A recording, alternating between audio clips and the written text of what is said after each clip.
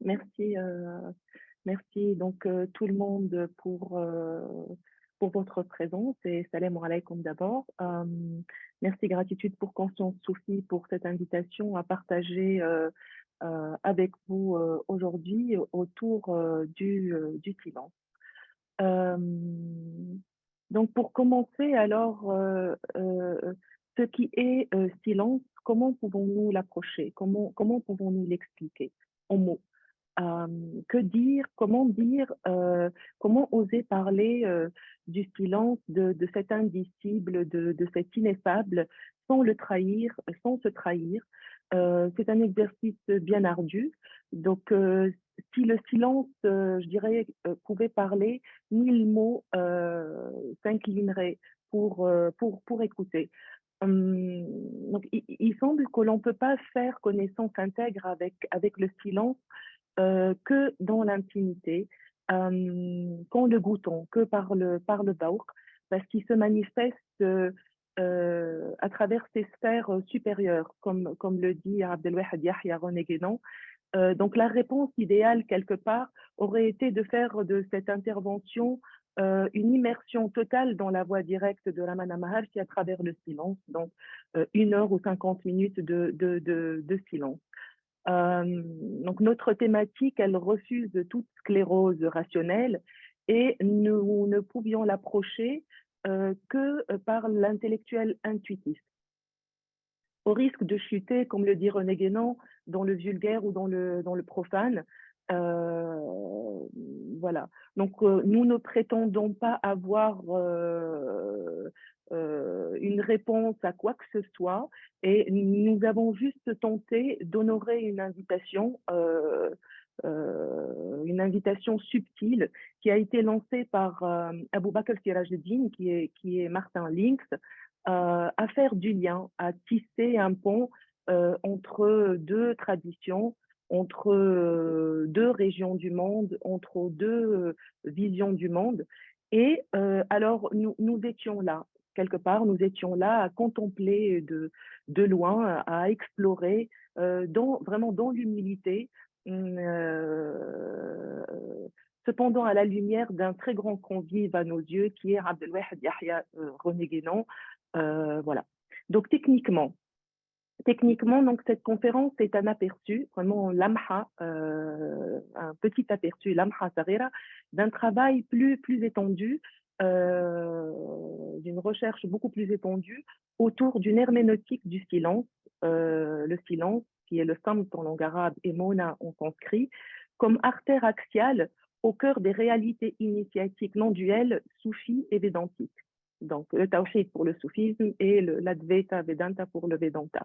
Donc, plus précisément, donc il s'agit d'une exploration de la symbolique et de la modalité silence dans l'enseignement des deux maîtres spirituels du XXe, déjà présentés par Younes, donc Cheikh Ahmed Ben Mosfa Al-Alawi en Algérie et Sri Bhagavan Ramana Maharshi au Tamil Nadu en Inde. Donc, cette exploration, en fait, de la symbolique et de la modalité silence, c'est faite à la lumière de la doctrine de la tradition primordiale, donc Sanatana Dharma, selon la perspective d'Abdelwahid Yahya René Guénon. Donc, qui sont brièvement ces deux maîtres spirituels? On ne va pas s'attarder sur ça parce que Younes a déjà fait une présentation là-dessus. Donc, brièvement, très rapidement, parce que le sujet est vaste. Donc, Ahmed Ben Mosfa Al-Alawi, c'est un maître spirituel algérien, né en 1874, décédé en 1934. Et il est le fondateur de la confrérie soufie alaouia, donc, qui est une branche très importante de l'ordre chédilite, et l'un des principaux représentants donc du soufisme du XXe siècle. Son enseignement, il va se répandre un peu partout au Maghreb et aussi au Moyen-Orient, en Syrie, en Palestine, au Yémen et en Europe. Il est auteur de nombreux traités métaphysiques et il est l'une des figures, on dirait, exceptionnelles qui apparaissent pendant les périodes d'obscurcissement et dont le rôle est de revivifier par la parole et l'exemple, la tradition.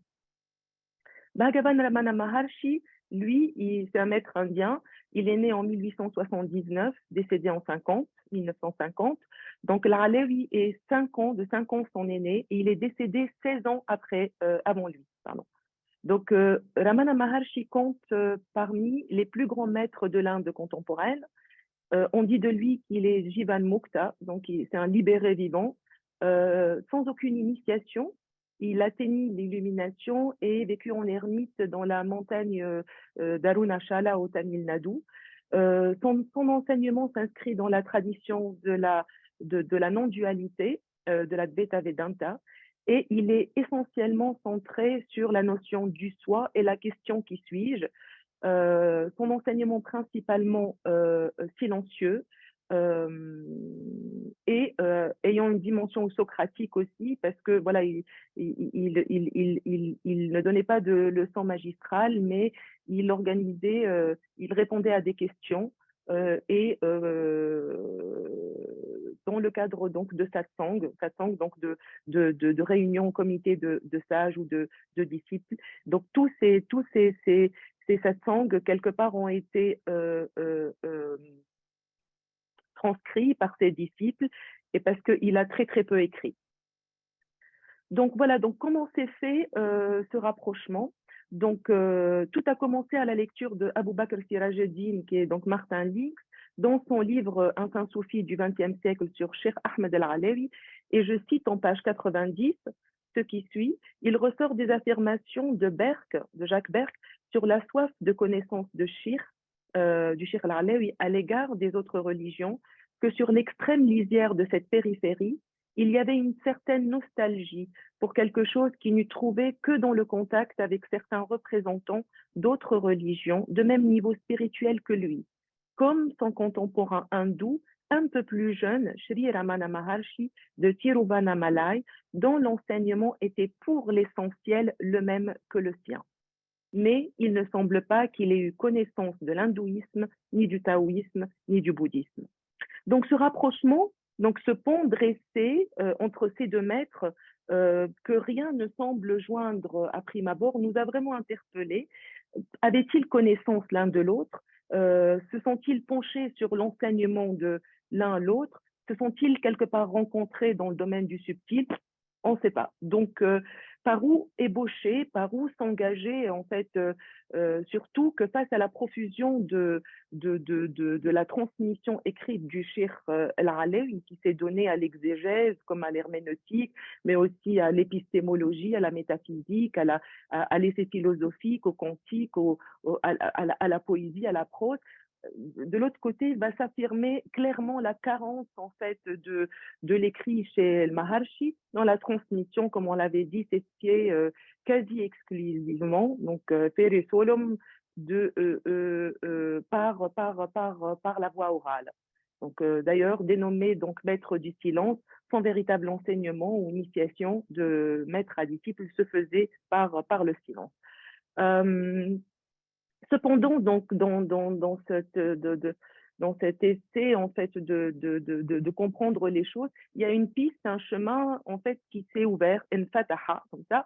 Donc, où on s'est posé cette question qui a semblé évidente. Donc, si la modalité silence est incontestablement au cœur donc de l'enseignement de Maharshi, et si pour Abu Bakr Sirajuddin, donc Martin Lix, l'enseignement de Ramana Maharshi était pour l'essentiel le même que celui de l'Alawi, donc par déduction, cette modalité aurait la même considération conséquente dans l'enseignement de l'Alawi.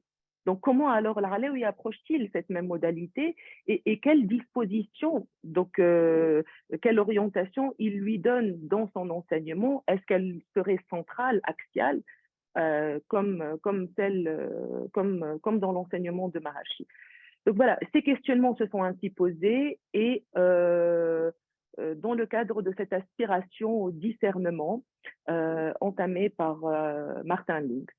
Donc, quelle est la configuration de la modalité silence au sein de la praxis initiatique des deux sages et que pourrait-elle surtout révéler sur le cœur de leur enseignement respectif et comment envisager donc dans une étape ultérieure une interprétation de cette révélation au regard de la tradition primordiale au sens étymologique donc du latin tradere, qui veut dire donc ce qui est transmis selon la perspective de René Guénon. Donc, point méthodologique, brièvement, de quel silence parle-t-on? Donc, de quel silence? Donc, le terme désigné dans les deux langues sacrées, qui sont l'arabe et le sanskrit, sont le mot samt et sukut en arabe chez l'Alawi et le mot mona and silence chez Maharshi, puisque Maharshi enseignait aussi en anglais, donc il était anglophone. Donc, faute de temps, nous ne pouvons pas aller dans un travail étymologique de la terminologie de façon profonde ici, mais ce qui est important à retenir, c'est trois éléments. Donc, premièrement, c'est que donc les mots en question, samt, sukut, mona, silence, réfèrent aussi bien, premièrement, au contrôle de la suspension du débit de la parole ou du discours. Donc, c'est un silence que nous avons nommé physique. Techniquement, c'est un silence qui peut être considéré comme l'absence totale ou relative d'un son audible. Deuxièmement, le silence pourrait être considéré donc, comme la trêve des fluctuations de la conscience, de chitta vritti. Donc, c'est le silence que nous pouvons appeler interne, mental, qui permet l'instauration d'une sérénité, d'une sakina, shanti, etc. Et troisièmement, on a vu donc le silence physique, le silence mental interne et le silence donc qui a la saveur de l'absolu. C'est le silence qui est au cœur quelque part de toutes les traditions spirituelles. C'est un silence que nous pouvons appeler métaphysique et c'est un silence qui n'est pas la fin d'un bruit et en même temps, ce n'est pas un silence qu'on acquiert dû à un esprit calme. Donc, c'est un silence saisissement, c'est un silence manifestation de l'indicible. C'est le silence, par exemple, auquel réfère Maurice Dundel quand il dit qu'il s'agit d'une présence qui ne fait pas de bruit, et une présence qui est au cœur de silence et que le silence seul peut transmettre. Voilà. Donc, nous avons remarqué donc, dans le cadre de notre travail que la théorie sur les silences est abondante et voilà, aussi bien dans les traditions soufis que védantiques. Donc, afin d'éviter n'importe quelle projection, une éventuelle projection ou escrate, nous avons décidé d'aller nous abreuver directement à la source même à travers les ouvrages des deux auteurs.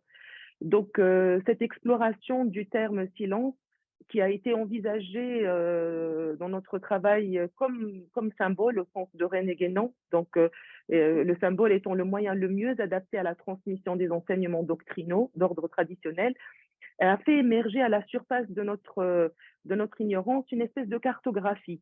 Une espèce de cartographie où le silence est au cœur en fait du cheminement du disciple. Et cette cartographie était une sorte d'un itinerarium mentis ad hoc, donc c'est une espèce d'un voyage de l'esprit ou de l'âme vers le divin. Cette cartographie est le fruit d'une collecte et d'une analyse en fait rigoureuse, méthodique des informations recueillies, donc des ouvrages, même des auteurs, et qui a été faite, donc structurée, notamment grâce à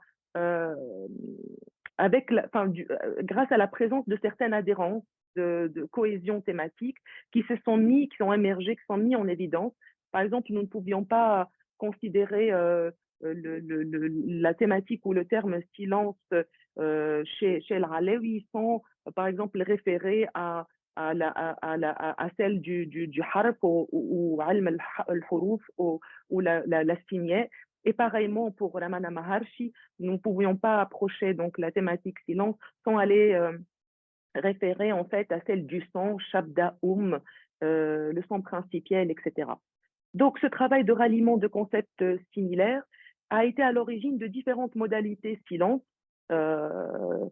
qui ont créé en fait ce construit-là. et qui ont confirmé que le terme donc silence est loin d'être ex nihil, mais il se déploie stratégiquement en symbole donc cardinal au sein de la praxis initiatique, disposant donc adoptant différentes fonctions et disposant de différentes saveurs, valeurs à chacune des étapes du cheminement. Donc trois modalités axiales, donc silence, qui ont été distinguées, hein, trois grandes axiales, et qui vont se rattacher, se greffer aux trois phases primordiales du cheminement qui sont donc avant, pendant et après extinction, libération, réalisation du cheminant. Donc, donc, on va voir donc ensemble en fait quelles sont ces trois phases majeures et quelles sont les modalités silence dans ces phases-là. Donc la première phase du cheminement, on a dit donc c'est la phase donc pré-réalisation. Donc c'est la phase qu'on a appelée vers lui, vers Brahman ou vers Allah. Donc c'est la phase purgative, où il y a un éloignement, une absence, donc une séparation entre l'être et le principe de manifestation. Dans cette étape-là, le constat du cheminant, c'est qu'il y a du bruit. Donc il y a une dualité, il y a une altérité, raïria. Donc le cheminant, il dit voilà, je dois faire silence pour saisir la résonance. J'ai besoin d'écouter, d'être dans le samer pour pouvoir détecter l'altérité ou aller au-delà de la dualité. Pour le soufisme, donc c'est la phase de rameh, de cécité et de dalel. Donc c'est la phase aussi de jounoun, de folie, parce que c'est une phase schizophrénique, donc il y a de la dualité. C'est la phase où on a besoin d'encadrement, de sharia, etc. Et c'est la phase de l'aspirant à la jonction, de mourir de l'wisal. C'est la phase où nafs, voilà, la nafs instigatrice, l'amara, l'awema, etc. Voilà. Pour le Vedanta, c'est la phase de la séparation entre Atman et Brahman, parce qu'il y a le voile de l'ego, Ahamkara, et qui crée l'illusion, Maya, et l'ignorance, Avidya. Donc c'est la phase aussi des ténèbres, Tamas, qui est le principe inférieur d'obscurité, d'inertie, de lourdeur. Et c'est la phase où on a besoin de cet encadrement aussi, qui est le dharana, donc qui est la rétention des organes des sens. C'est la phase où on a besoin également de l'outil principal de la jnana, qui est la connaissance, pour aller comprendre et faire la part des choses entre cette dualité-là. Pour utiliser, par exemple, la symbolique de l'Alawi en ce qui concerne la signe ici par rapport à cette phase-là, et comprendre pourquoi il y a eu ces modalités silence-là. Donc, cette phase-là pourrait être symbolisée par un silence verticalité d'un alif qui, après sa chute, donc continue à languir le ruissellement de l'encre et la vision directe du point principiel. Donc, l'unité de la connaissance. Voilà. Donc, comment se déploie le silence dans cette phase-là? Qu'est-ce qui se passe? Donc, le silence dans cette phase-là a eu quatre modalités. D'abord, il y a eu l'apparition d'un silence soliloque. Donc, c'est un silence monagète, c'est un silence prière, donc d'un monologue intérieur, une espèce de discours muet d'une âme qui parle à un être silencieux. Ce discours-là, c'est le discours de la nostalgie, de la résonance, de la vibration principielle, et c'est le silence supplice de la séparation avec la langue mère, al-luratul la prima lingua. C'est un silence aussi déracinement d'une branche de sa racine, un déchirement d'une écorce de son noyau, dans la perspective d'Ibn Arabi.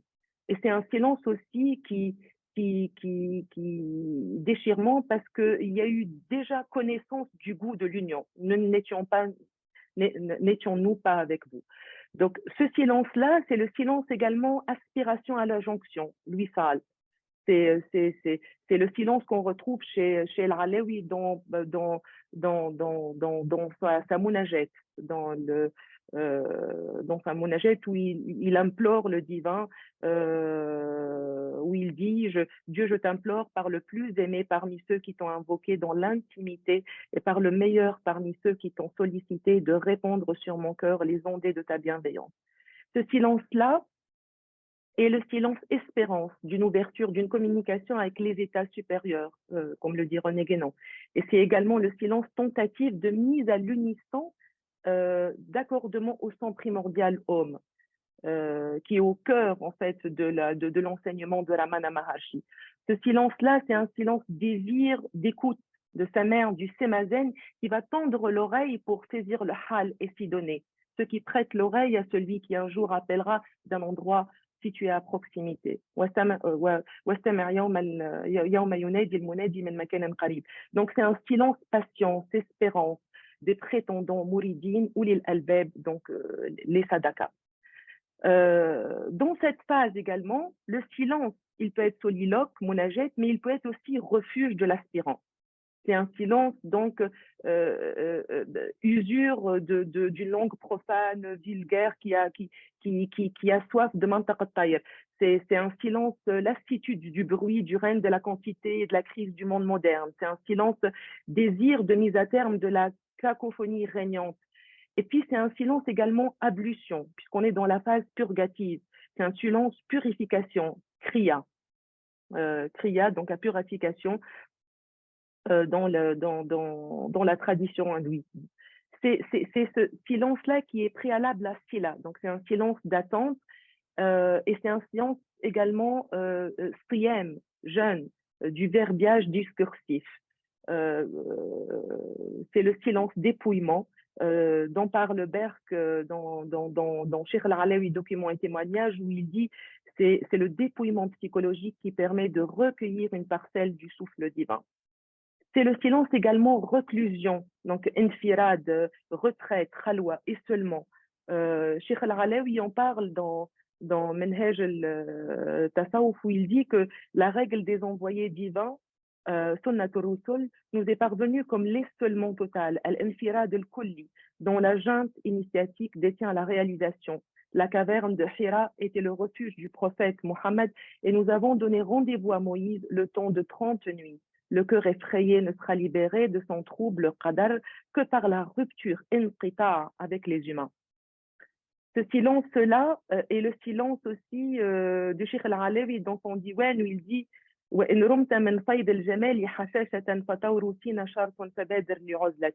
si tu supportes un tant soit peu l'afflux de la beauté, le mont Sinaï demeure alors une condition. Initie-toi à l'isolement. Voilà. Donc, ce silence-là, c'est un silence vœu de trêve de l'âme investigatrice, Nafs al-Ammara, et de son ignorance. Voilà. Donc, dans la même phase également, qui est la phase purgative, la première phase pré-réalisation, ce silence-là pourrait être le silence d'un grand travail. Parce que quand il y a un grand travail, quand il y a des choses qui se passent à l'intérieur, un jihad akbar, le silence est là, c'est un silence actif. Mais c'est un silence qui permet de comprendre la part des choses. Donc, c'est le silence que j'ai appelé Tawaf al-Nafs. C'est un silence circumambulation du pèlerin en vue d'aller sculpter son moi. Il va conduire son moi à devoir répondre de sa possibilité d'existence au-delà de sa carapace.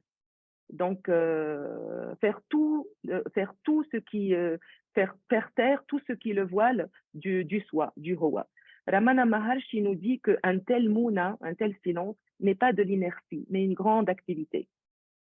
C'est le silence de la muraqaba, de la vigilance, parce qu'il permet l'éveil du témoin, de l'observateur, qui va distinguer, il va détecter en fait la dualité. Et c'est le silence dont parle Ahmed Al-Alawi quand il dit dans son minhaj, c'est la différenciation des qualités, le haqq, des productions existentielles, khalq, aller arracher ou déraciner clair dans l'être des mauvaises tendances produites par l'ignorance. Cette ignorance même dont parle dont parle le Shankara, qui est pionnier en fait de l'Advaita Vedanta, qui dit que l'ignorance est la cause de toutes les expériences conditionnées, de l'obscurité, de l'ignorance, surgit le sentiment de séparation, et une personne ignorante est à peine consciente de la perception continue de Brahman. Ce silence, c'est le silence aussi de Ramana Maharshi, où il dit que quel est le but, je te pose la question, quel est le but de garder la bouche fermée et laisser le mental courir? C'est un silence donc mushahada, de contemplation, où on demande des comptes à nous-mêmes avant qu'ils nous soient demandés. Et c'est un silence aussi investigation, istiqsa, tahqiq. C'est un silence, c'est le silence de Ramana Maharshi où il dit que le but essentiel de l'investigation du soi est de focaliser le mental à sa source. Et c'est là qu'il met au centre la technique de l'Atma Vishara, qui est la technique de l'enquête ou l'investigation permanente sur la nature ultime de sa propre réalité, pour ramener justement l'âme à ce silence-là. Donc, elle est balayée par la voie de la négation, ni ceci, ni cela, etc. Les, ilaha, tout ce que le soi ne peut pas être, ne peut être. Donc, en se posant la question qui suis-je constamment. Voilà. Ce silence, ce travail-là d'investigation par l'Atmavishara ou par l'enquête est celui de l'Alawi quand il dit dans Hikmatuhu wa Nur Bawi, la tatruk nafsaka wa tu'adiha bal fashabha wa bhath fiha. Ne délaisse pas ton âme et n'entre pas en conflit avec elle, mais accompagne-la et investigue-la ou cherche en elle. Voilà. Donc ce silence-là, c'est un silence également construction. Qabd, c'est un silence, c'est le silence épreuve du cheminot, où quand on vit un moment voilà, tumultueux en interne, on ne peut pas, on ne peut pas parler, hein, on a du mal à en parler. Dans Menhej, dans le Menhej Tasawuf, Cheikh Al-Alawi parle de ce silence qabd, ou parle de cet aspect-là de silence épreuve du cheminant, de taviq majran nafs. Donc c'est la restriction en fait des flux du mental. Il dit en fait du disciple qu'il chasse l'émotion psychique al-khawatir loin de la portée du cœur. Yanfi al-khawatira an babi qalbihi. Donc voilà, donc donc ça on l'a vu, donc le silence grand travail, le silence jihad akbar, le silence actif et non passif. Et finalement, dernière modalité en fait dans cette phase-là, qui est la phase vers lui, vers Allah, vers Brahman, la phase purgative, il y a le silence culture du vide et disponibilité à la réceptivité. Donc ce silence-là, c'est un silence tafrir, évacuation. Et l'Alawi dit dans son diwan, قلت لهم يا كرام هل ترضوا بحالي فقالوا يا غلام إذا كنت خالي. Je leur ai dit, oh vous les nobles, suis-je agréé? Ils m'ont répondu, oh jeune homme, la condition c'est d'être vide. Donc il y a d'abord tafrir, ensuite il y a désir, il y a raghba, d'être en union avec le divin. إذا فرغت فانصب وإلى ربك فارغب. Donc quand tu te libères, donc lève-toi et à ton Seigneur aspire. C'est le silence de l'omniya, de l'illettrisme. Ramana Maharshi, il dit dans ce sens qu'il viendra un temps où il faudra oublier tout ce que l'on a appris. Donc c'est le silence vacances de la coupe, le silence des néons, Adam. C'est le silence de Ramana, c'est le silence nothingness, rien, emptiness, vide de Ramana Maharshi. Et c'est un silence aussi sunyata, qu'on appelle sunyata. Donc la sunyata, c'est la vacuité ultime, mais des réalités intrinsèques. Donc c'est ce silence-là, disponibilité du lawh, de taboula rasa. Donc c'est que serait donc le kalem ou le qalam sans le lawh, que serait la parole ou la plume sans la tablette. C'est ce silence plein potentiel du point. Donc, c'est la prénaissance du elif avant que le verbe ne se fasse chair. Et enfin, c'est le silence pré-expression du logos. C'est le silence pré-kun fayakun. Donc, il dit soit et c'est. Donc, nous sommes quelque part là grâce au son et non grâce au silence. Mais que serait le son sans le silence? Ou que serait le son sans une oreille qui écoute? Donc, le silence fait la vibration, le silence. Donc, ce silence-là, avant d'aller dans la deuxième phase, c'est le silence pré-tanzil, pré-révélation du mantra, pré-révélation du dhikr. C'est le silence préalable à la réalisation. Et Ramana Maharshi dit dans ce sens que tout ce qui nous est demandé pour réaliser notre être véritable est de faire silence, c'est-à-dire enterrer en soi tous les bruits. Voilà donc pour la première phase. Pour la deuxième phase maintenant, donc la deuxième phase, c'est la phase en lui, donc en Brahman, en Allah. Cette phase-là, c'est la phase du silence, brûlure de la présence, comme le dit Massignon. Donc cette phase-là, c'est la phase illuminative. Il y a donc rapprochement entre l'être et le principe de manifestation, il y a unité, et le constat du cheminant, donc les questions qui se posent à lui, il y a non-dualité, adveta, non-deux, donc il y a enchantement, il y a perplexité, hayra, et son questionnement principal, c'est je ne peux pas parler, il y a dévoilement, il y a initiation, il y a extinction, donc qui est encore là pour dire quoi que ce soit? Dans le soufisme, cette phase, c'est la phase de l'ittisal, de la hadra, de la présence, mais également de l'fana, de l'extinction. Et donc, c'est la phase de l'unité, de l'ahadiyya. C'est la phase où apparaît celui qui n'a jamais cessé d'être, comme le dit Junaïd. Et donc, c'est une phase la phase de la dilution de l'auditeur dans l'audible. Donc, l'awjoud al-isam a'daba fil masmou'. C'est la phase des founoun, des arts, et c'est la phase aussi de la vérité, de la haqiqa. C'est la phase aussi de la foi, parce qu'il y a une ouverture au niveau du cœur, et c'est la phase du wasl, ou du arf, du connaissant, mais qui peut être aussi nabi, parce que c'est la phase où il y a réception du naba, du message, de la prophétie. Mais c'est la phase également de Nafs al-Mutma'inna qui était en trouble auparavant. Pour le Vedanta, c'est la phase où Atman va s'identifier à Brahman. Donc, c'est la phase de la naissance du Jivan Mukta, de libération d'âme. Et c'est aussi la phase de la qualité Rajas. Donc, c'est la phase de mouvement, de l'activation de l'énergie, et également qui peut être la phase de passion, également de douleur, dans le jadb, euh, voilà. Et c'est la phase de Dhyana, alors qu'on était dans Dharana, on était dans la rétention des organes des sens, on était dans la sharia, dans le dogme, parce qu'on avait besoin d'être canalisé. Là, on est dans la contemplation, hein, dans Dhyana. Et on est dans la Bhakta, alors qu'on était dans la Jnana, c'est-à-dire dans essayer de comprendre les choses de cette dualité. Là, on est dans la Bhakta, on est dans la dévotion. On revient à la symbolique de la Alawi dans ce sens-là rapidement.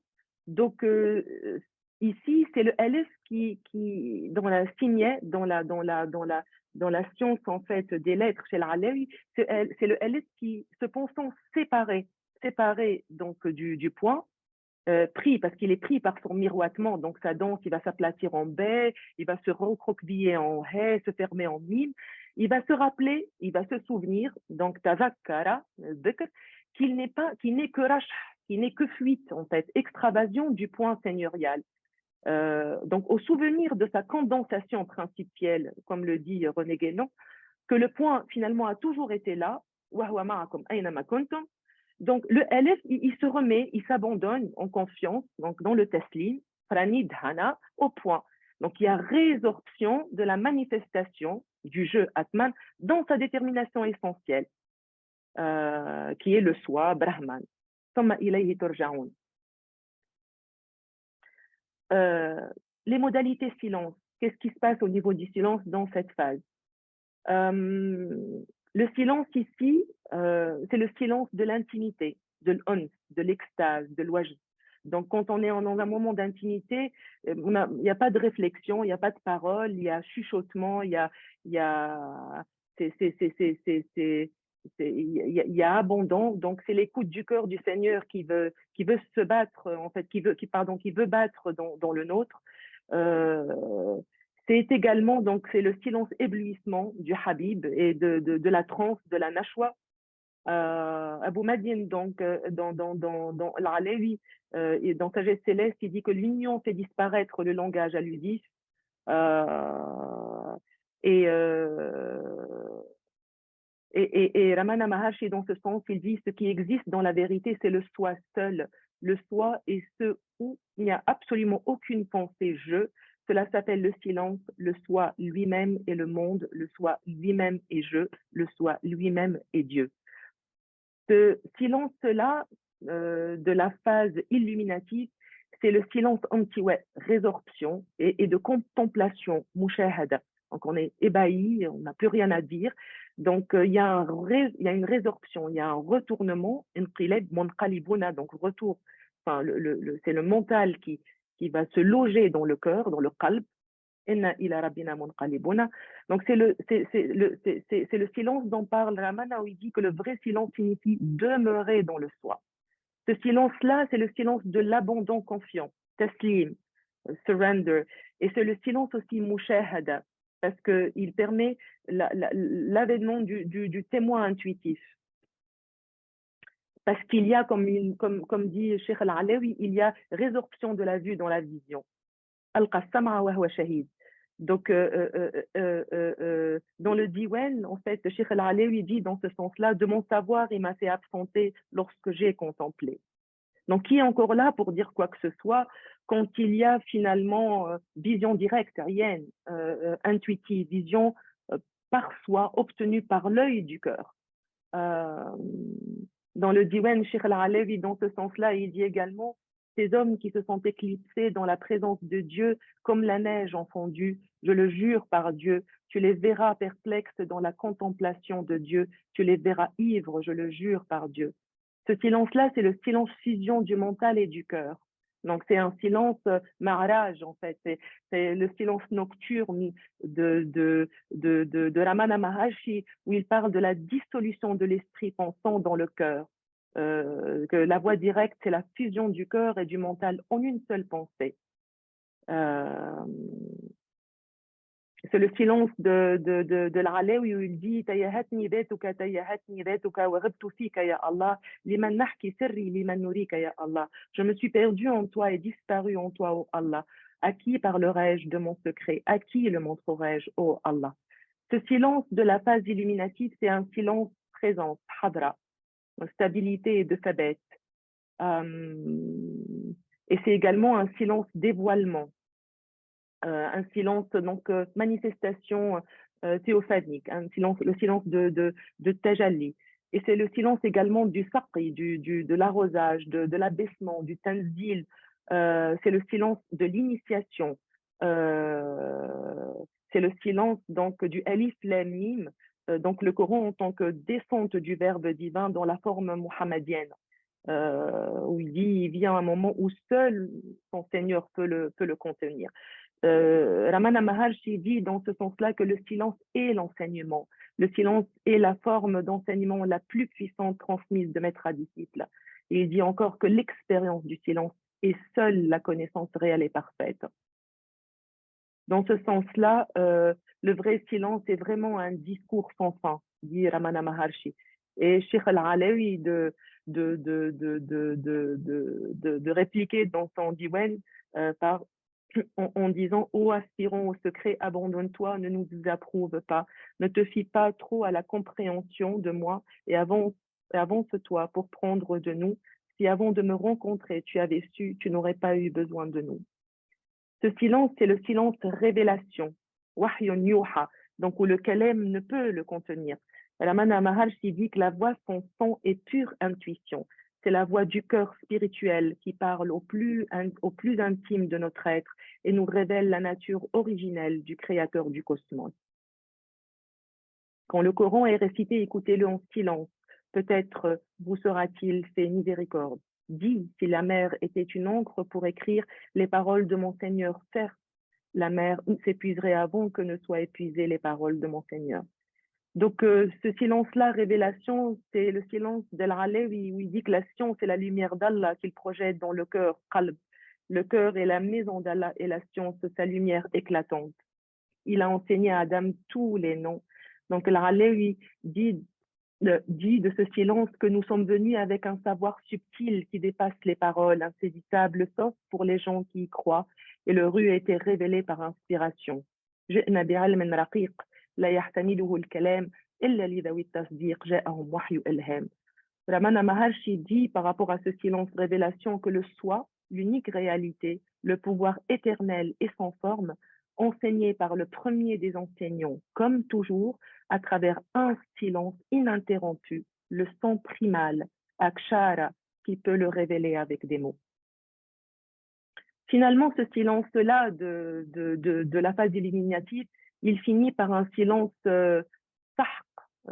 pulvérisation, marque anéantissement. Donc, c'est le silence de la mort spirituelle, mourir avant de mourir.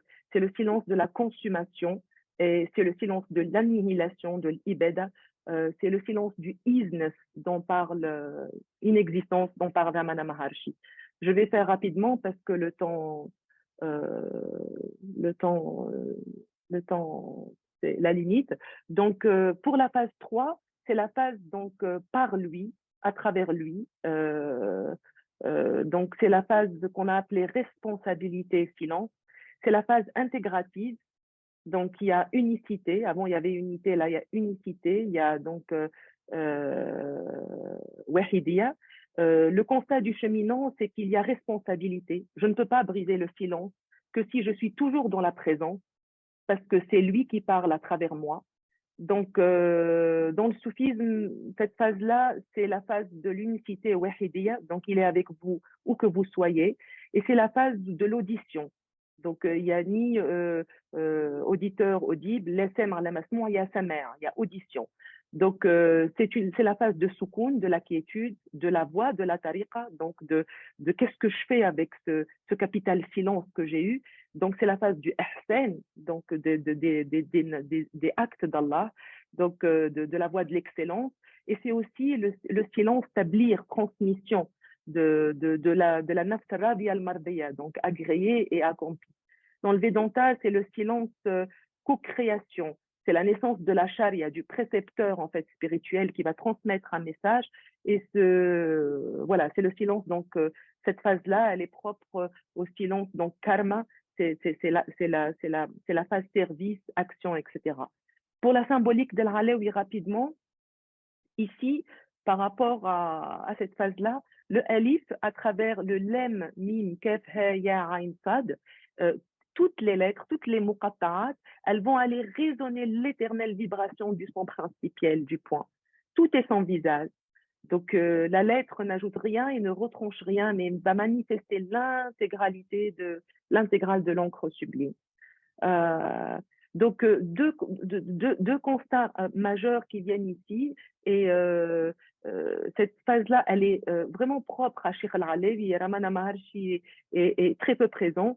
Donc, ce silence-là, les modalités silence dans cette phase sont de l'ordre de deux. Il y a un silence sauvegarde du Arif, du Nabi, qui est une forme de protection, de himaya, et il y a le silence trahison, Khiyana du Wasl, du Rasoul, qui doit transmettre le message. Le silence sauvegarde du Arif, c'est-à-dire du connaisseur, c'est le silence de l'anonymat, du khoumoul, où le Arif, il a besoin de se protéger, protéger ses connaissances, etc. Et c'est le silence, c'est là qu'intervient le mot soukout, donc dans le sens de la précaution et l'utilisation par exemple, de l'allusion, du calembour pour protéger le dépôt, l'amène à la connaissance. Ce silence-là de la sauvegarde, c'est aussi le silence de l'éthique, de l'adab, de husn al-dhan, du bien pensé. Et c'est également le silence de la préservation du secret initiatique. الشيخ العلاوي dit كل من نطق بالتحقيق إلا قيل فيه زنديق ومن كتمه اتصف بالتحقيق. Tous ceux qui ont osé exprimer la vérité sont passés immanquablement pour libertins, ceux qui la taisent passent pour en être les détenteurs véritables. Heureusement, je ne peux pas tout truc. Donc, l'autre versant du silence dans cette étape-là du cheminement est le silence trahison. Donc, ce silence-là, c'est le silence de la sainteté prophétique, l'walaya, c'est le silence de la charia. Donc, on dit en sanskrit le professeur, le maître, le précepteur spirituel, et c'est le silence du devin, du poète, de l'interprète du message divin. Il est dit ici, donc, man katama alman ya'rifuhu bari'a min al-iman. Donc, il est obligatoire pour tout connaissant de ne pas taire ses connaissances, tenant compte du hadith, sentence du prophète, celui qui passe sous silence une science qu'il connaît est retranché de la foi, l'iman. Ce silence est le silence du messager Rasoul Allah. Donc, on était dans la première phase de la ilaha, donc je ne vois pas Dieu. Dans la deuxième phase, illallah, je ne vois que lui. Dans la troisième phase, Rasoul Allah, donc je deviens le canal de cette union. Ce silence, donc, c'est le silence également qui n'est pas donné à tous, parce que c'est un silence de l'ardeur spirituelle. C'est le silence de la sobriété et de la faculté de contenir pour pouvoir supporter. Cheikh Al-Alawi dit, dans ce sens, il est mon secret, je ne le divulgue pas, sauf à celui qui connaît ce qu'il est. J'ai parlé sous son ordre, si je dis, c'est par lui et à lui. Voilà. Donc, le connaissant, l'araf comme réceptacle, dont le verbe s'est fait chair, souffre de la densité de sa connaissance. ليس التوحيد بكلمة تتلى باللسان إنما التوحيد يقين ووجدان رب جاهل يتنعم بجهله وعالم يتألم بعلمه. Il dit, Cheikh Al-Alawi, le monothéisme, l'unicité n'est pas un mot à réciter par la langue, mais le monothéisme est certitude et conscience. Un seigneur ignorant aime son ignorance et un érudit souffre de sa connaissance. Voilà. Donc, on a fini les trois phases. Donc, en conclusion, donc pour clore, au-delà de l'herméneutique du silence, là j'ai pu partager juste un tout petit peu parce que il y a tellement de matière, peut-être que ça sera dans le cadre d'une autre rencontre. Donc pour clore, au-delà de l'herméneutique du silence, d'abord un partage de deux extraits, 6 de leurs traditions respectives et qui pointent vers l'un, vers Tawhid al-Khalis. Ensuite, une ouverture sur un constat-questionnement et enfin, un silence de cœur à cœur. Alors, le premier extrait est du Kena Upanishad, commenté par Adi Shankara, qui est vraiment l'ancêtre de Ramana Maharshi, son inspiration, on va dire comme ça. Il nous dit du silence. Ce qui n'est pas prononcé par la parole, ce par quoi la parole est révélée. Ce que l'homme n'entend pas avec l'oreille, ce par quoi l'homme connaît l'oreille. L'homme spirituel, pour expérimenter Brahman, doit transcender à la fois le silence Mona et le non-silence Amona. La vraie transcendance est aussi silence, mais pas le silence qui s'oppose au mouvement ou au changement, parce que sa nature inhérente n'est pas perturbée. La vraie transcendance n'est pas le silence de la mort engourdissant le flux créatif de la vie, mais le silence dont la mort et l'immortalité sont des ombres égales. La véritable Advaita n'a jamais besoin de l'excision d'une seconde pour atteindre sa non-dualité. Les Mimamsaks, autorités des Védas, ont estimé que rien d'autre que l'épuisement de toutes les actions peut conduire à la libération. Ensuite, chez Ibn Arabi, la quête de Dieu, c'est l'aventure silencieuse d'une âme qui cherche la présence divine au plus secret d'elle-même. La discipline spirituelle la plus élevée du connaissant est de ne pas refuser de reconnaître Allah dans une forme, tashbih, et de ne pas le conditionner par la transcendance, tanzih, car sa transcendance est absolue par rapport à toute conception de la transcendance. Alors, questionnement majeur. Cette invitation à un regard croisé rappelle que les traditions spirituelles du monde qui peuvent paraître lointaines si différentes dans leur bahar, ont finalement le même cœur battant en leur centre, dans le batan. Donc, une même soif pour se rallier, se relier, se religarer au-delà, à l'au-delà, pardon. Donc, l'au-delà du bouclier de Naf, Hamkara, du jeu, du moi. Le silence en modalité axiale se déploie ainsi tout au long du cheminement du Mourid Shishya et adopte différentes configurations dans l'enseignement des deux maîtres, tenant compte de leurs traditions respectives. Si, si le silence semble être l'instrument par excellence de Maharshi pour renvoyer inlassablement son Shishya à la question qui suis-je, le plongeant directement dans les vagues remuantes, ni ceci, ni cela, de l'Atma Vishara, afin que son ego, son Ahamkara se débatte, cède jusqu'à la libération de son âme, le silence s'avère par contre être l'abri, privilégié d'Al-Alawi pour conduire son mouride à l'aide d'une pédagogie expérimentale vers une issue à travers les dédales des différents maqams au seuil du divin.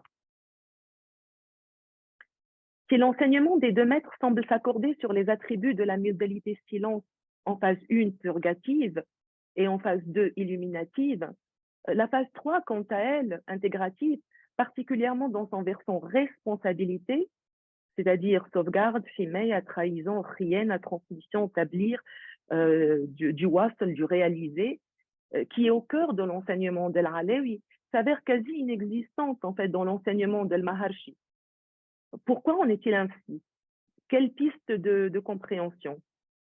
Donc, en effet, l'idée d'une capacité humaine avérée, d'une représentation divine à porter le secret de la connaissance, l'amena, la protéger et la transmettre avec juste mesure, donc ne semble pas être une des préoccupations de Maharshi. Quant chez l'Alawi, la réalisation du Mourid semble indéniablement engager la responsabilité de ce dernier à l'honorer. Ainsi, celui qui a connu le tawhid garde secret. Donc, en effet, une fois goûté au silence de l'extinction, on ne peut pas en sortir qu'avec autorisation. Nombreux sont ces poèmes au Cheikh al-Alawi au sein des Diwan qui l'expriment explicitement. Sortir du silence sans agrément est un risque pour le disciple en ce qui a trait à son alignement sur le Masar al-Muhammadi, celui de l'ihsan, l'excellence. Donc l'islam paraît comme mashroua, projet d'une nation, etc. Cheikh al-Alawi dit ici, faites attention, vous les voyageurs qui vous orientez vers Dieu, à l'imitation purement extérieure des soufis et aux discussions sur leur voie, tariq, et ne vous ingéniez pas à tenir des conversations spirituelles tant que vous n'avez pas réalisé la station correspondante et consolidé les états spirituels, car sinon, cela vous empêchera d'atteindre le but de la voie. Celui qui devient expert dans la conversation spirituelle mudakara et s'en tient là au lieu de chercher la réalisation, usul, est un égaré. Sagesse céleste, page 139. Est-ce que ce constat fait du Maharshi essentiellement un Jivan Mukta, un libéré vivant, et de l'Alawi un Acharya, donc un précepteur spirituel? On rappelle qu'un Acharya ne peut être Acharya que s'il est déjà Jivan Mukta, donc libéré. Il semblerait que celui qui atteint qui est atteint par le silence, je dirais pas qui est atteint par le silence, se retrouve indéniablement face à deux options. Juste être, qui est déjà beaucoup, ne pas être nuisance, donc juste être, ou manifester cela dans le monde. Si tel est le cas, donc que faire de cette affirmation de Maharshi quand il dit votre propre réalisation du soi est le plus grand service que vous puissiez rendre au monde. Est-ce que la responsabilité de la transmission suite à la réalisation coule de source pour Maharshi? Sinon, comment expliquer que la réalisation du soi, tahqiq al-dhat, soit déjà en soi l'ultime service pour lui? Allahu a'lam, comme dirait l'Alawi. Donc, par ailleurs, pour finir, je suis dans le temps, alhamdoulilah. Donc, par ailleurs, cette conférence, cette rencontre est un appel à revenir, à se relier, à Mantaq la longue mer, oubliée par l'insan, l'humain, al-nisyan, l'oubli. Al-Insan al-Nisyan, dont le champ magnético-sonore est de plus en plus embrouillé. Ainsi sa pensée, son action. Assailli par tant de sollicitations internes, externes, sociomédiatiques, vulgaires et profanes, au sens de Abd el-Wahid Yahya René Guénon, réminiscence de l'âge sombre, Kali Yoga, cette insane nesbienne qui n'est plus accordée au verbe comme objet, maf'oul bihi, mais plutôt se pense sujet, fa'al. Comment faire pour que sa mère, son écoute, puisse se souvenir du son originel? Quel dhikr, quel mantra lui prescrire pour faire résonner son cœur et faire moins résonner son mental? Éveiller son intuition intellectuelle qui demeure au-dessus de la raison. Cette rencontre, un cri a brisé le silence autour de l'insan al-Nisyan à travers des plateformes comme celle-ci.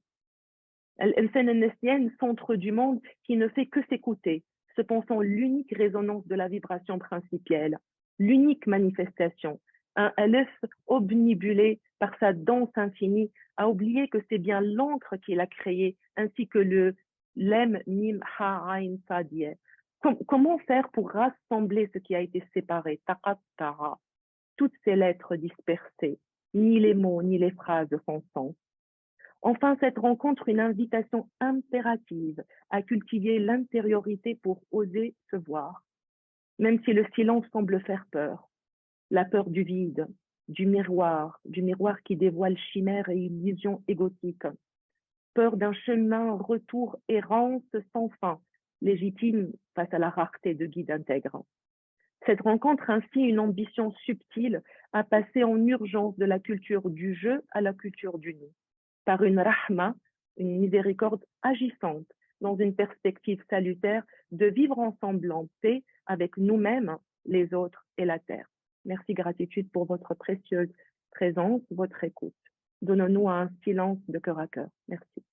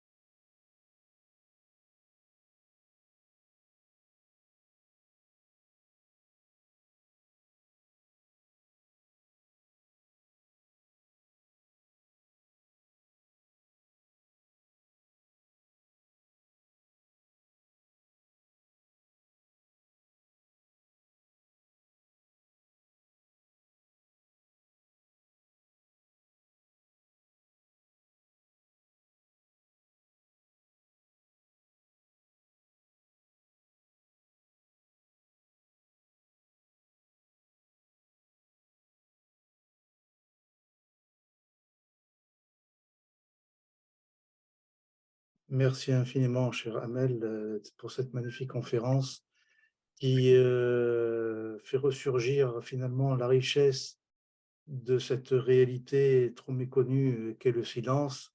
Et en vous écoutant, il m'est venu à l'esprit que le silence avait beaucoup de points en commun avec le désert, dans la mesure où, sous une apparente monotonie, en fait, il est d'une richesse inépuisable et possède un nombre de facettes absolument infinies.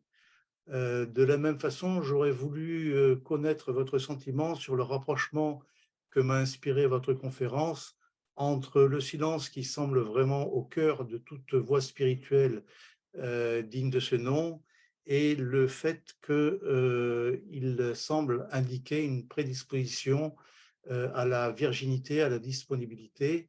Et nous avons pour cela l'exemple de notre maîtresse à tous, qui est Marie, puisqu'il est dit dans le Coran donc qu'elle s'était livrée à un vœu de silence.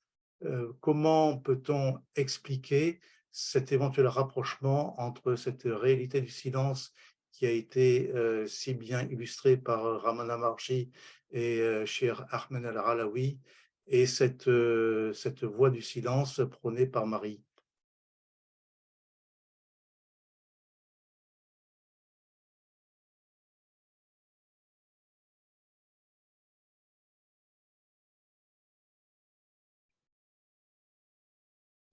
Est-ce qu'on prend toutes les questions, on répond une par une ou...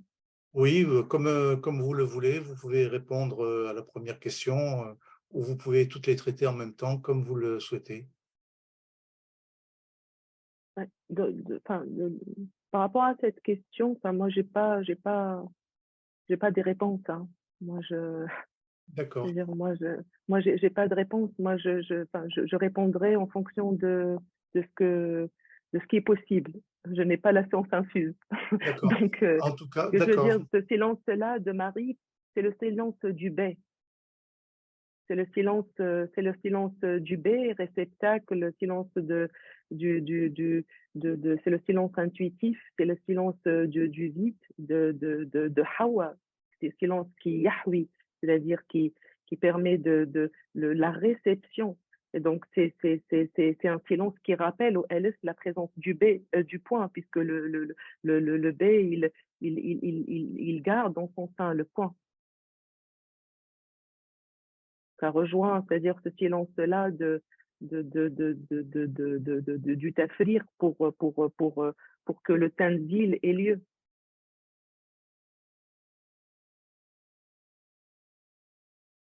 très bien, merci infiniment. Une question en relation avec le zikr. Le zikr est-il le préalable au silence ou est-il déjà un type de silence? Sous ces deux modalités, le zikr qui est le zikr intériorisé ou le zikr extériorisé. Mm. Alors pour Cheikh Al-Alawi, dans cette perspective, il dit que, enfin, que quand il y a hadra, quand il y a hudur, euh, le dhikr, le dhikr je veux dire,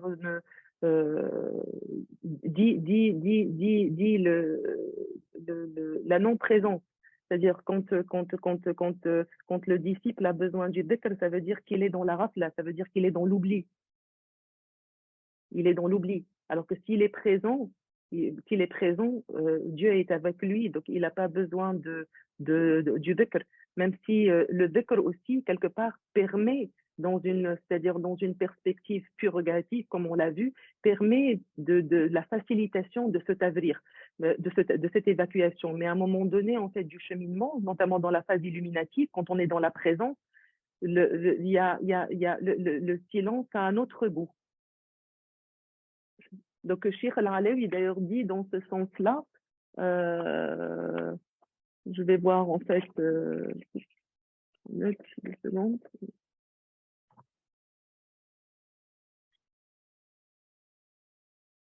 ah oui, voilà. Donc, il dit clairement ici que par rapport en ce qui concerne le dhikr, il dit que إذا رأيت العارف ذاكرا فاعلم أنه غافل لو كان حاضرا لكان السكوت أولى به. Donc, si tu vois un gnostique, un connaissant de Dieu rare, faire ostensiblement le dhikr, sache qu'il est distrait. S'il était vraiment dans le dhikr, il observerait le silence. Donc, il met, donc, Cheikh Al-Alawi, le silence à un maqam a'la, donc une station plus élevée, en fait, que le dhikr. Sache que le dhikr est la plus immense des portes est le chemin le plus proche pour entrer dans la présence, pardon, d'Allah. Quand Allah gratifie ainsi son serviteur en lui ouvrant cette porte, il lui permet d'entrer dans sa présence. Et on dit que l'autorité du dhikr est étendue. Si tu vois un connaissant occupé par le dhikr, sache qu'il est négligent. Cela même qui est un bien pour les pieux, abrar, est un mal pour les rapprochés. Muqarrabuna. Le dhikr opère avec la distraction, l'ghafla, non avec la présence, le hudur, avec l'oubli et non avec la conscience. Allah dit, invoque ton Seigneur si tu oublies. S'il n'a pas oublié, il ne fait pas le dhikr. Le vrai, quand il se manifeste directement, bishuhudihi, à son serviteur, lui fait oublier le dhikr et ce qu'il signifie. Il ne reste alors que la pure contemplation directe, ashuhud al-mahd. C'est pourquoi on dit, celui qui contemple directement Allah ne mentionne pas, et celui qui le mentionne, qui le mentionne ne le contemple pas. Dans le Manhaj, on note. On répond. Merci beaucoup, merci beaucoup. Une autre demande de clarification. À un moment, vous avez rapproché le silence comme une forme de trahison. Qu'entendez-vous exactement? Pouvez-vous préciser un peu ce que vous entendiez par ce rapprochement? Alors, cette notion de trahison, en fait, elle vient du hadith nabawi qui dit que celui qui passe sous silence une science qu'il connaît, est retranché de l'iman, c'est-à-dire il est retranché de la foi. Donc, comme je l'avais dit, à un moment donné, ce silence-là, le silence trahison, c'est le silence de la sainteté. C'est-à-dire que s'il y a dépôt, il y a amen, c'est-à-dire il y a responsabilité à la distribuer بالقسط à part égale en gardant la balance ولا تخسر الميزان dans la société. Et donc ce qui est important ici par rapport c'est-à-dire par rapport à Sheikh Al-Alawi, dans ce sens, c'est qu'il lie ça vraiment à la fonction de Rasoul. C'est-à-dire, on l'avait vu à la première étape, c'était la ilaha. La deuxième étape, la première étape purgative, la ilaha. La deuxième, illallah, illuminative. Et la dernière, intégrative, elle est donc Rasulullah. Donc, c'est-à-dire qu'il y a dans cette phase-là khilafa. C'est-à-dire que quelque part, le alif, il contribue à la création du bet, ha, jim, ha, etc. Il a une mission. Donc, quand on a reçu le dépôt pour faire valoir cette mission et protéger le message divin ou la connaissance, cette connaissance, ça serait une trahison si on la cache. Mais en même temps, on peut pas en faire n'importe quoi. C'est ça l'enjeu, c'est-à-dire c'est ça c'est ni ceci ni cela, c'est-à-dire c'est vraiment ça, c'est la voie du milieu. En même temps, je dois continuer à me vider pour la porter et en même temps, je dois la distribuer بالقسط. Et dans cette perspective-là, donc c'est vraiment c'est-à-dire que la khiana, c'est ne pas pouvoir porter l'amana au final, ne pas porter à bon escient l'amana ou le dépôt divin et de ne pas finalement être le réceptacle, être le canal. Le canal le canal est défaillant, c'est-à-dire le canal devient défaillant. C'est-à-dire il va prendre c'est-à-dire l'eau, mais il va pas la distribuer à bon escient. Soit il va la garder pour lui, problématique, trahison, soit il va y avoir des trous. Donc les trous, ça va être débordement, donc faille ou rolb, ou soit, ce qui va se passer, c'est qu'il va distribuer, il va inonder, et quand il va inonder à un moment donné, c'est problématique. Parce que voilà, on est dans le jet, mais il s'agit de distribuer c'est-à-dire c'est-à-dire aller arroser. Voilà, si la terre elle est très sèche, là on va donner ça. Si elle est assez amdée, on va donner ceci, etc., etc. J'ai bien compris, merci beaucoup. Une remarque sur la possibilité de parvenir au silence dans une société où l'on n'a de cesse d'occuper notre cœur et notre esprit par le bruit. Comment finalement parvenir à ce silence et plus généralement, comment nous rééduquer à la valeur du silence, comment cultiver le goût du silence.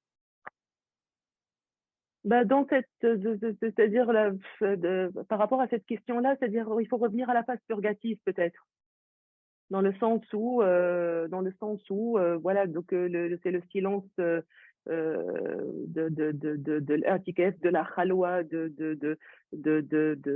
dhikr, etc., qui permet quelque part de donner, de créer les balises, de donner le cadre, de créer ce qu'on appelle un environnement favorable à l'évacuation ou à ce tafsir-là, pour que justement voilà, qu'il y ait un ancrage au niveau de la présence, de la présence pour justement c'est-à-dire accueillir le silence.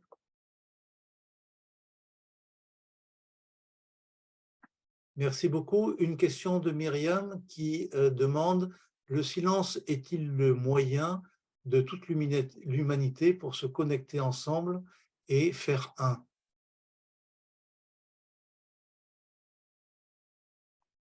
Je pense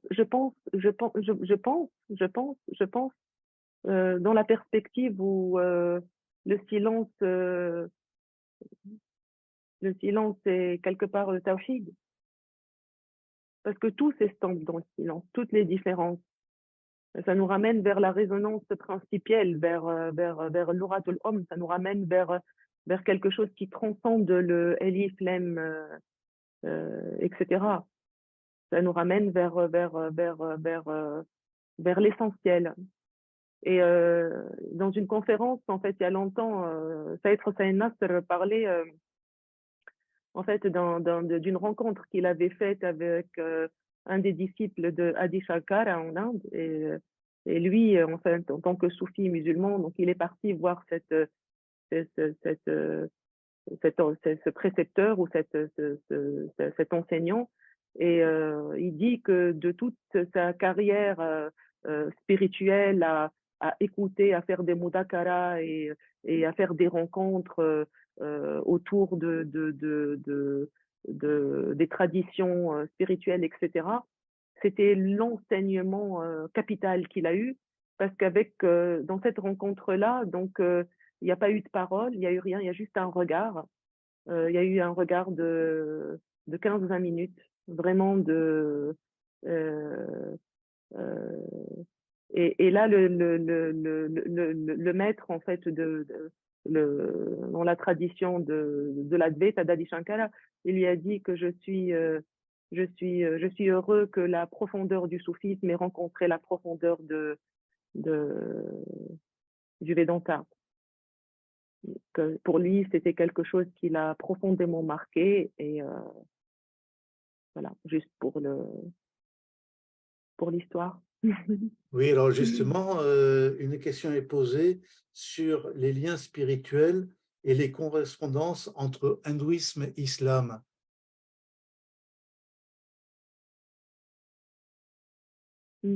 Donc la question, Il c'est ça. semble que, effectivement, et le rapprochement de Ramana Maharshi et de Cheikh El-Alaoui semble l'indiquer, que ces deux traditions ont une correspondance ou une affinité particulière au-delà des différences formelles, qui se traduit notamment par cette insistance sur ces aspects du silence, ces aspects du pur tawhid finalement.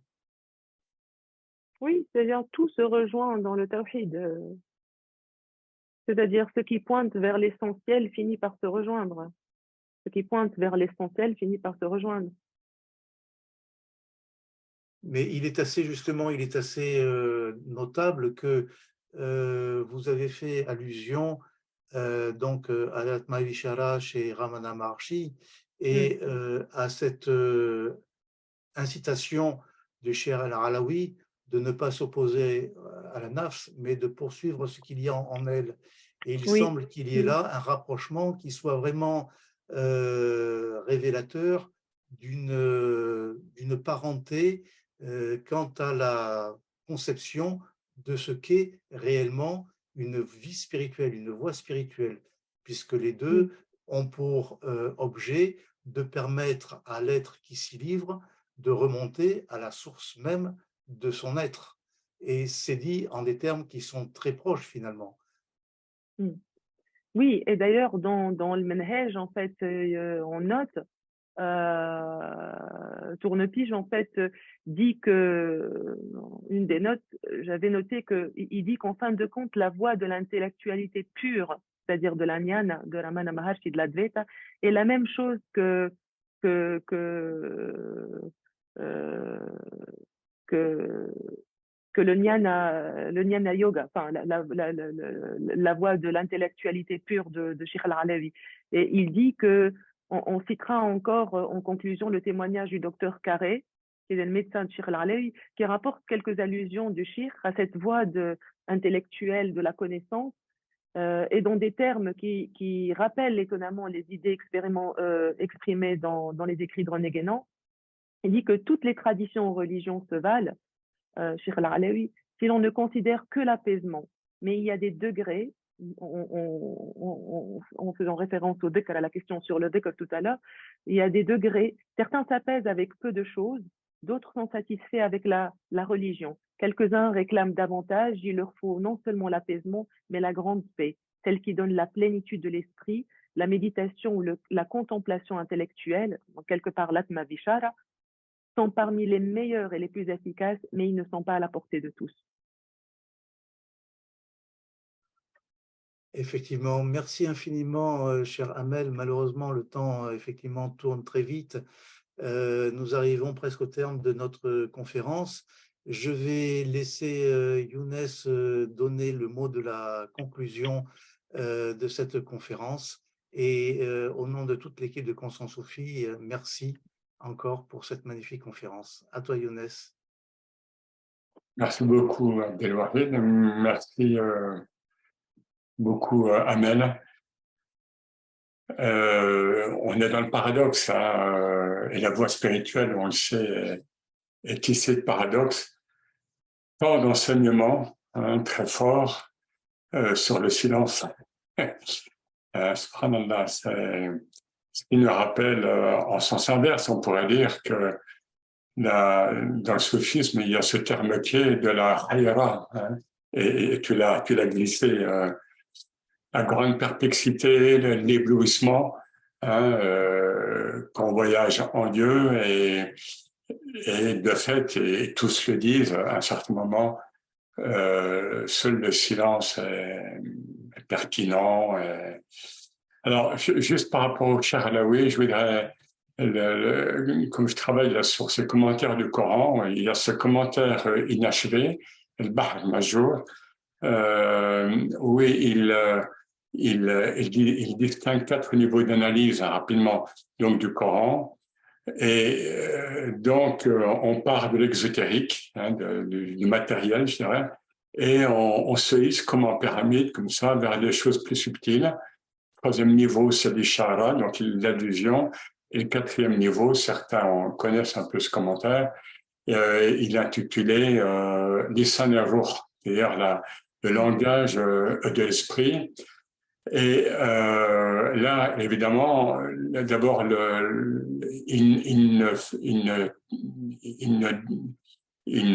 ne déduit pas toujours ce niveau de tous les passages coraniques, parfois c'est le silence précisément. Et lorsqu'il traite, lorsqu'il lui est donné ce langage de l'esprit, parce qu'il s'adresse à qui, eh bien, c'est un texte court, très court, 2 lignes, 3 lignes, 4 lignes, 5 lignes, alors que lorsqu'il commente le Coran de manière rationnelle, on est dans quelque chose qui est plus développé, quoi. Tout ça pour dire que ce langage de l'esprit, évidemment, même à lui d'ailleurs, il lui a rappelé parfois, il en témoigne, il lui a dit que si tu n'es pas au niveau, l'esprit s'adresse au Charalaoui, hein, quand même. Si tu n'es pas au niveau pour comprendre cette allusion coranique, eh bien, laisse ça aux autres. Et quelque part, il dit dans un de ses commentaires de Coran, il a commenté aussi deux sourates, il le dit bien, hein, bien sûr, il parle de El-Ishara, donc de l'allusion, mais que rien ne vaut le silence, et rien n'est plus dur que le silence. Voilà, bon, c'est très beau, c'est très puissant, il faut assimiler, il faut digérer. Hein, et le silence, parfois, il est tonitruant aussi. Hein, ça, c'est le paradoxe. Hein, le silence fait vacarme des fois. Alors, qu'est-ce que le silence, hein? Bon, voilà. Donc, encore une fois, un grand merci. C'était très riche. Et, nous sommes beaucoup à être touchés pour ceux qui cheminent dans l'islam et dans le soufisme. Je pense à des gens qui m'ont précédé aussi et qui allaient vers l'Inde, vers l'hindouisme, et qui en route, à l'époque où on pouvait traverser encore ces territoires du proche Moyen-Orient, eh bien, ils traversaient des pays musulmans. Et puis, ils se sont retrouvés donc musulmans, en milieu soufi, alors qu'ils allaient en Inde. Et donc, il y a l'hindouisme, première tradition qui nous reste, hein, l'Atlantide, tout ça, bon, première tradition spirituelle, et l'islam, dernière. Et l'une et l'autre tradition spirituelle sont en miroir inversé parfois, hein, mais en miroir. Et elles se rejoignent évidemment par le principe d'unicité, par le Vedanta et par le Tawhid, sur lequel le Charalaoui est très essentiel. Merci encore, Amel, et merci à tous.